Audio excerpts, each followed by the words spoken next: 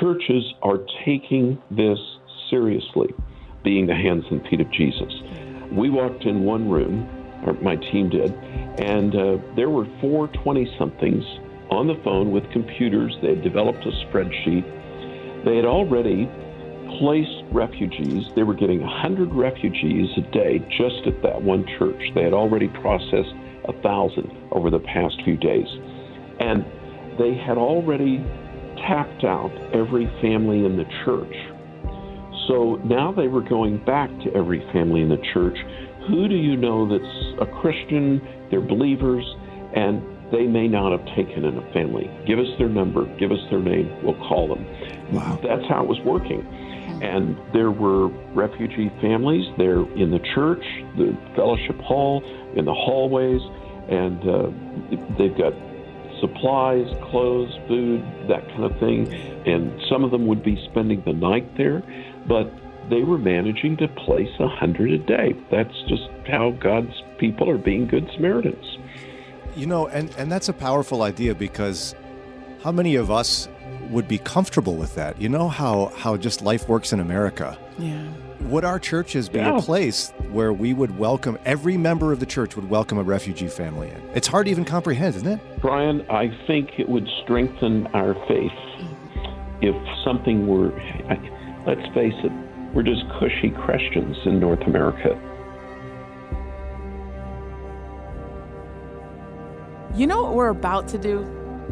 We're about to get real. We're about to have conversations that Christians have behind closed doors. The scary ones, the ones that make you feel uncomfortable, that's where we going. Why? Because we're family. Ustedes son mi familia. So this is the Brian and Jannelle podcast. She's Jannelle, I'm Brian, and if you don't want to miss anything, just hit that subscribe button. This is the Brian and Jannelle podcast. Well, it's truly a privilege to have with us Charles Morris. Welcome back to the show, my friend. It's good to be with you Good both, morning. and thanks for having me on. We can talk the war. We can talk the refugees. We certainly need to talk about the faith aspects, your choice. I'm in Krakow, Poland, which is the second largest city in Poland, but it's also the closest city in Poland to the border with Ukraine. Okay. So let's kind of paint the picture here. You see the war in Ukraine erupting, and you, Charles Morris, say, ooh, let's go there. Why would you do that? Well, I'm not sitting in Kyiv. I'm not sitting in a city that's being bombed. I'm in a NATO country right now, and it's pretty safe here. I'm actually staying at the hotel where most of the aid agencies are. Most notably, the Christian agency, Samaritan's Purse, would be staying at us. We're the only Christian media that I know that's here. Wow. But we've been to the border. What was that like, Charles? Like the very first time you went to the border of Ukraine and Poland. Paint the picture for us. What did you see? What was it like? Well, the first time was a small border crossing. There are 9 between Poland and Ukraine. Only people driving across, not trains. People had been waiting anywhere from 6 hours, 8 hours, to a couple of days at that border. So they're coming across. Many of them hadn't had anything to eat or anything to drink. And on the Polish side of the border, along with the Christians that were there doing things, you had just all these people, like the guy from Berlin who brought his son and his daughter, and he brought 1,200 German sausages, bratwurst, and bread and mustard, German mustard, and he brought his barbecue grill from his house, and a couple of those heaters that restaurants use outdoors. And here he was, just these people who haven't eaten anything. They come across, and the first thing they do is they smell a bratwurst, and he's offering them a free bratwurst. Wow. Warming tents erected, and just Polish people have brought diapers and baby food and bottles of water, and people are cooking hot soup. And it's incredible to see the Good Samaritans that are at work there at a time like that. What was that border crossing like in terms of the Polish authorities? Were they just like open up the gates and waving people in? Were they processed by the government? How does that work? No, they are registering. That's why it's taking them so long. And if you don't have all the right paperwork, it takes longer. I don't know of anybody, if they're missing some of their paperwork, if they had to flee and they couldn't find all their paperwork in time. I don't know anybody that's being refused entry. It's just taking longer for some people if they don't have all the right paperwork. I mean, it is kind of incredible, even the little kids. The one thing I should mention, though, and probably most of your listeners have heard this before already, but it's the women and children who are coming for the most part, because men 18 to 60 have to stay. And when you meet these moms and you start talking to them, they're filled, there's just resolve in their face, there's fortitude in their voice. Some of them speak English. We had Sergei Rakuba, who you may have had on the last day or two. That's who we're raising money for, Mission Eurasia out of Wheaton. He was doing translating for us and my team. And so they're fine until you say, who did you have to leave behind?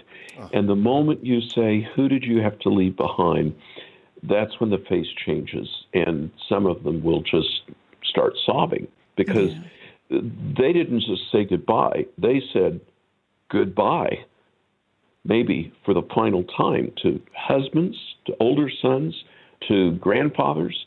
And while they wanted to get the family out, the fathers wanted them to get away and get out of harm's way. You've still got this war going on, and that's just the hardest thing to take.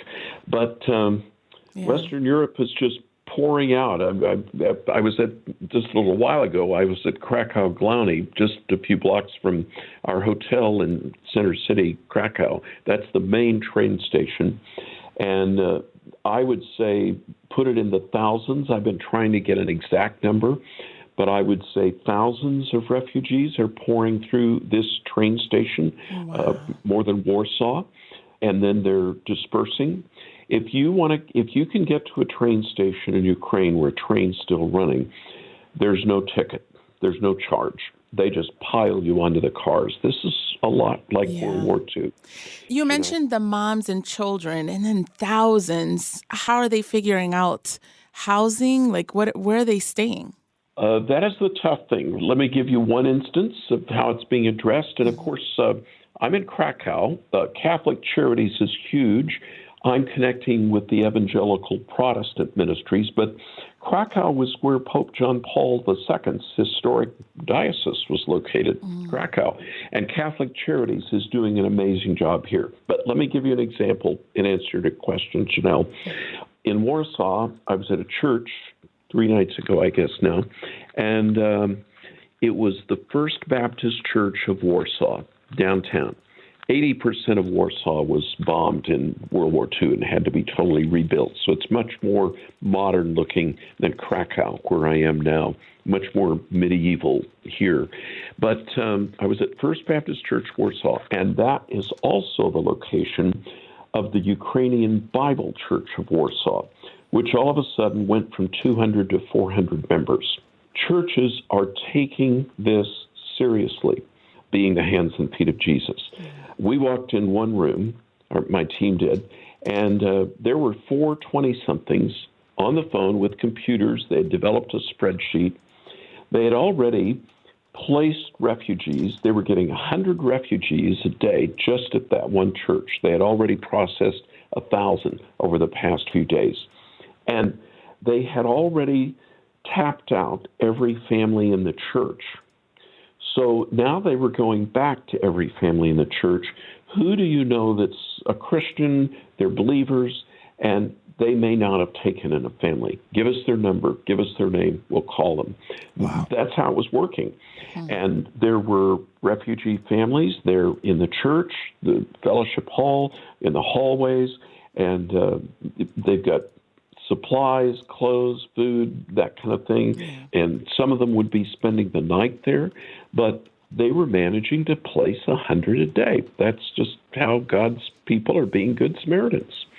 You know, and that's a powerful idea, because how many of us would be comfortable with that. You know how just life works in America. Yeah. Would our churches be a place where we would welcome, every member of the church would welcome a refugee family in? It's hard to even comprehend, isn't it? Brian, I think it would strengthen our faith if something were, let's face it, we're just cushy Christians in North America. Yeah. Whether you're on the West Coast like I am, or you're in Cleveland, or some other part of Ohio, or a little bit of Pennsylvania, it's easy to send funds. And I'm not, believe me, I'm asking people on the air to pray boldly and give boldly.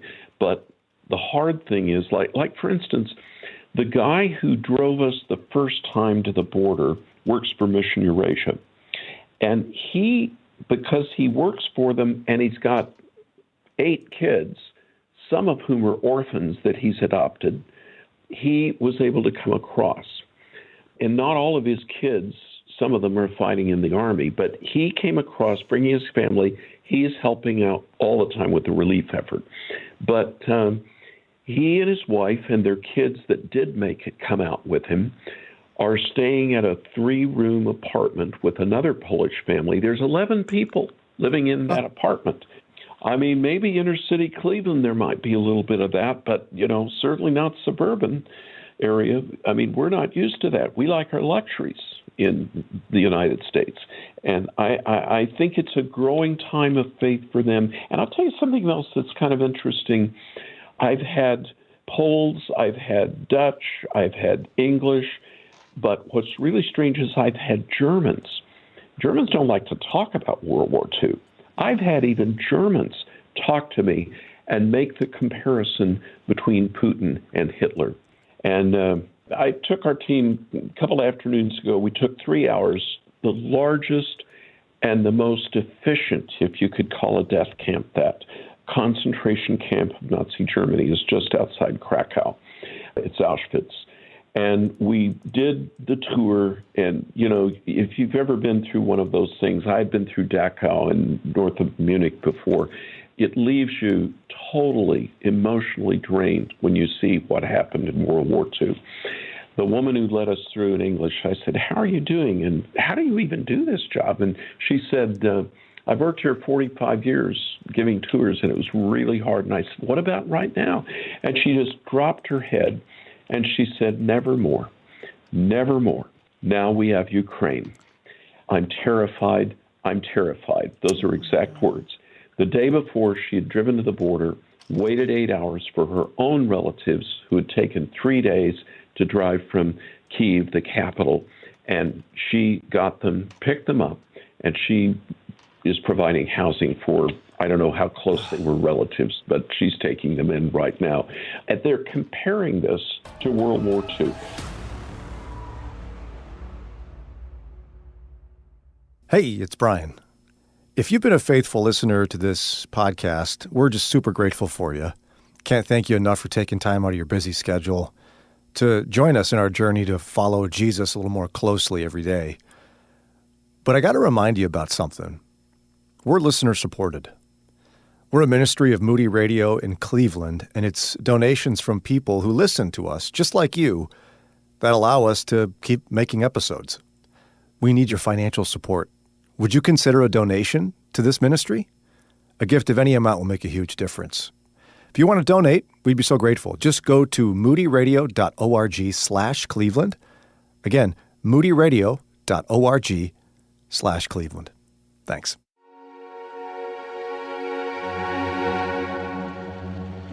Charles, what's the one story you think you'll hold in your heart the most from this experience so far?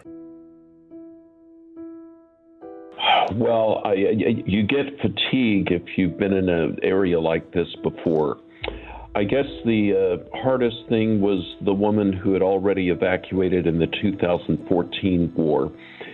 She's grew up in the same town where Sergei Rakuba from Mission Eurasia is from, and she had to evacuate once in her life, was able to go back, and then now she's had to leave her husband. She's had to leave an older son, and she's having to evacuate with the younger children. And it's just this concept of, I may never see those I love again, to say goodbye, as those who stay behind and fight for freedom.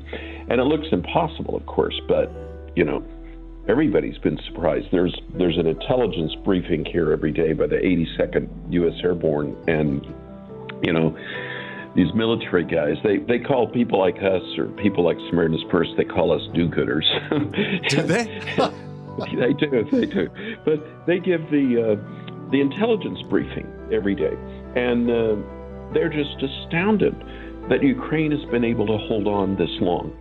A guy from Canada walked up to me at the train station just a little while ago, and he flew over from Canada to fight, even though he's got a torn Achilles tendon, and he's got, I said, "Oh, were you in the Canadian Army?" "No, I've never fought in my life, but I came over here to fight." And it's just, people want to do something.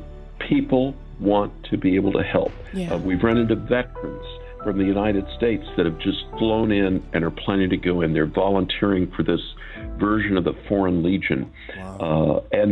And how this is happening. And of course, then you have the tragedy. Russians who are outside are even upset. Thousands of Russians have been arrested in Russia for protesting against Putin's war.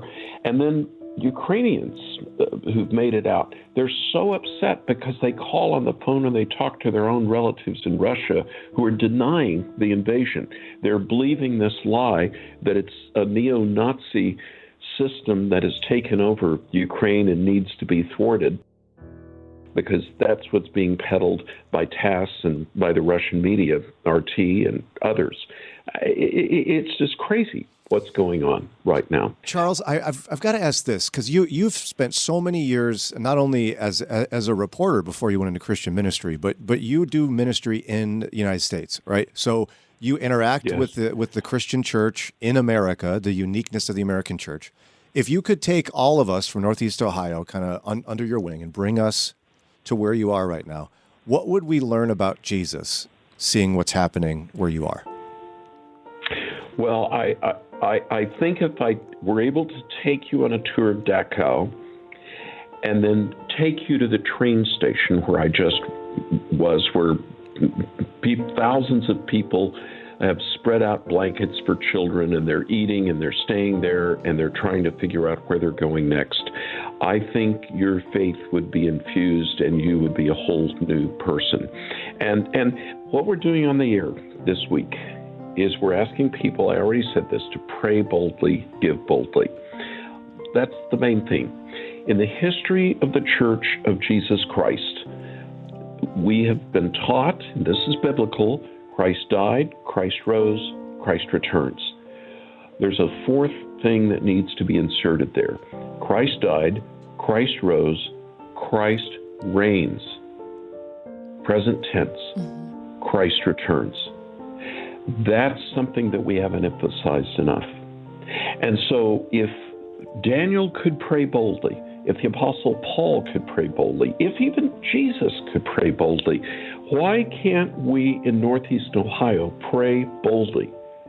We can even start, like the rabbi of Kiev asked for Christians to pray with him, Psalm 31. That's a psalm that Christ quoted on the cross. Mm-hmm. Lord, send this army back. And then we can pray for the refugees. We can pray for those in the bombed out cities that don't have any water, electricity, or food and haven't for days.